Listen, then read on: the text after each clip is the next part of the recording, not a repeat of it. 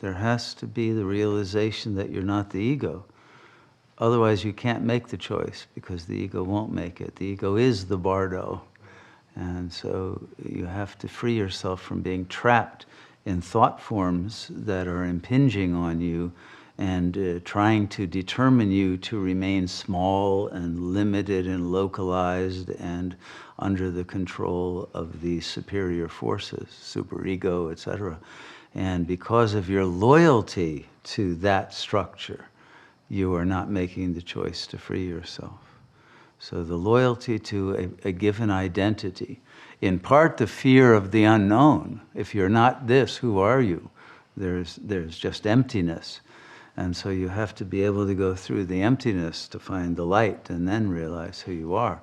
But if you don't make the choice to be disloyal to the voices in your own mind and the identity that tells you this is who you are and you have to do this, this, and this because we told you so, the old parental command system and all of that, if you don't free yourself by realizing there's a higher law, a higher power, a higher meaning, then that will keep you trapped.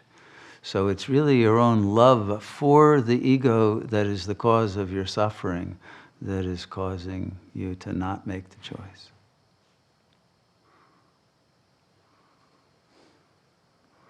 That's why the soul has to be extracted sufficiently in meditation through silence to be able to make the choice when the ego mind is not impinging on you and keeping you in a hypnotized state of belief that you are its thoughts.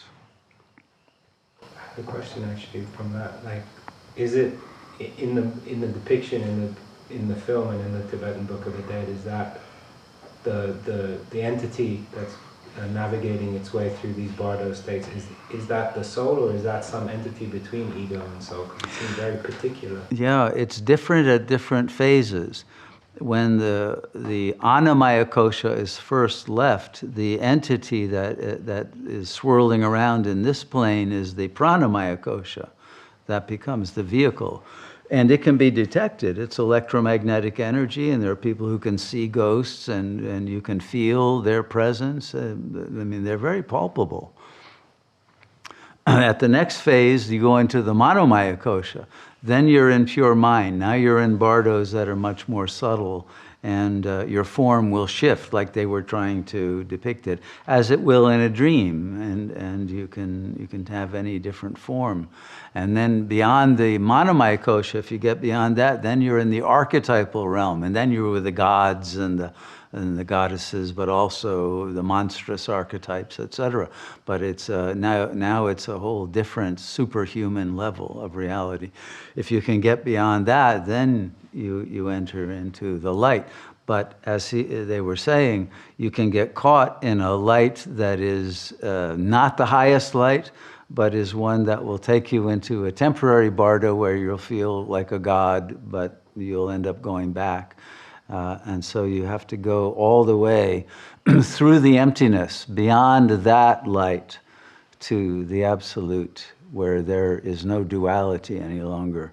So there's no one then choosing. You are the source that you've been drawn to. But if you take the gradual path through these, you have to go through all 7 bodies. And that will include the Sutratma and the Mahasutratma. You'll travel the universe. You'll see your past lives. You'll be aware of the whole karmic trajectory.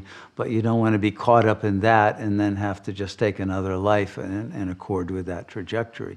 So you have to use your free will at every level to keep going beyond and not settling for that as if that was who you are.